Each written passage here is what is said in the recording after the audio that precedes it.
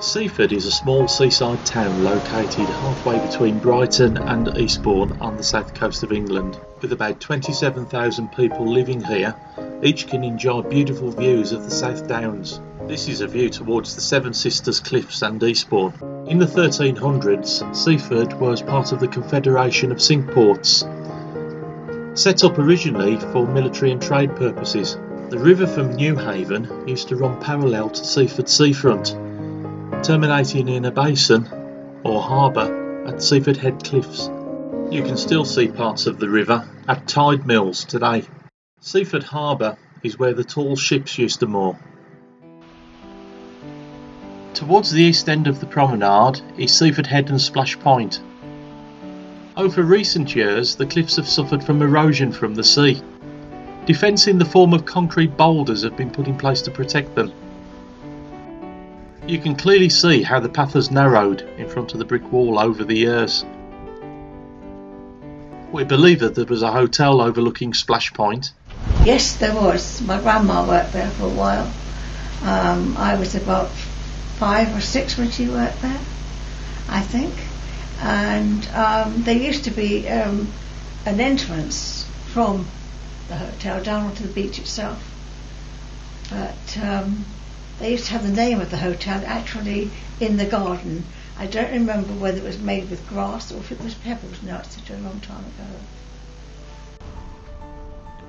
During the Second World War, the army used Seaford Head for training and observations over the sea to avoid invasions.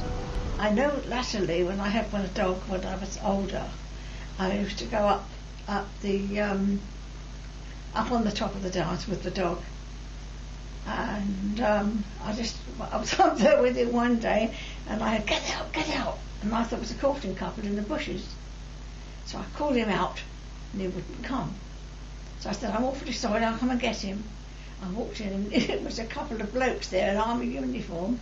Apparently they were on special sort of, some sort of fatigues, I think they call it, and he found them. And the guys, they had to go and hide, and the guys would come and find them. And of course, my dog did, didn't he? I was so embarrassed I didn't know what to say. I dragged him, got him on the lead and dragged him away. And I apologised profoundly, but in the end they saw the bunch. As I was walking away, they were laughing, but at the time, I just wanted the ground to open up and swallow me. The beach was once much lower than it is today. As there was so much flooding on the adjacent Marine Parade, the decision was made to raise the beach. The beach is popular with both tourists and locals.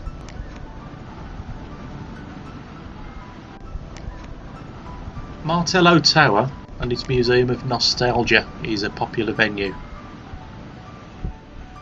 The beach has plenty of free parking and it's a good place to sunbathe during the summer months. In the last couple of years, the quaint little beach huts have been replaced. They now give a splash of colour to the prom. This is a lovely area to relax with a cuppa and an ice cream.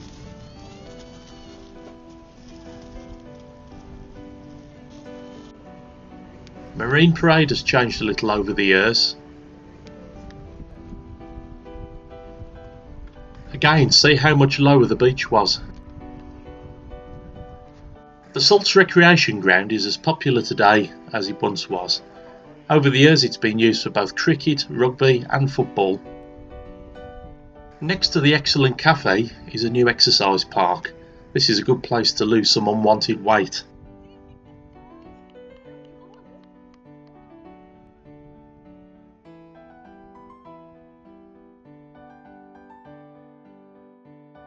Further down the coast is the Old Buckle Pub. This is now a large private home. Yes. Oh, I loved the Buckle. It was all oldie-worldy. And I lived when I was five years old. I lived in what they call the Nissan huts. At the back of it, on the top, is now a caravan site. My grandma came down from Oxford, where I was born, and you couldn't get anywhere to live. There were so short houses and things round here, and we lived up there, and my grandma used to go down there and have a drink occasionally, but we knew the people that owned it or ran it, and we used to go down there, quite often. It was all oldie-worldy, and it was so nice. It was really a lovely place. The last remaining pub on the seafront was recently demolished. The Beachcomber was a lovely place to stop for a pint and an ice cream. In its place now is a large warden-assisted residential flat complex. A little further into town, where Morrison's is now, used to be the Ritz Cinema. Yeah, it was. They had a dance place on the top. They used to teach dancing on the top of the cinema, and all down the side of the cinema, down Dane Road, there were shops. There's a cafe, and then there was a shop that sold all sorts of things: cards, souvenirs, religious things, and they've had several other shops there. There was a clothes shop there, and they've had several other shops. A music shop and things like that on that side. Behind that, when Morrison's car park, for the deliveries, used to be the fire engine down there, and it used to be the WRVS down there, and they used to do Meals on Wheels from down there. But of course now it's the delivery bay for Morrison's. Seaford railway station really hasn't changed much, but the type of rolling stock has. Clinton Place looks similar, but lots more traffic.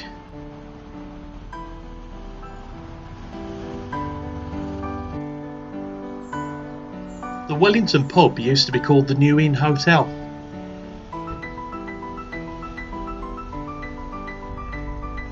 Church Street, with St Leonard's Church, seems to be a little wider now. This is looking up High Street.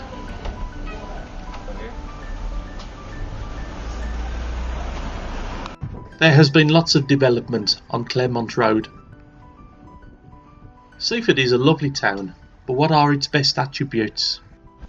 It's quiet, fish. There doesn't seem to be so much crime in Seaford as there are in other places. I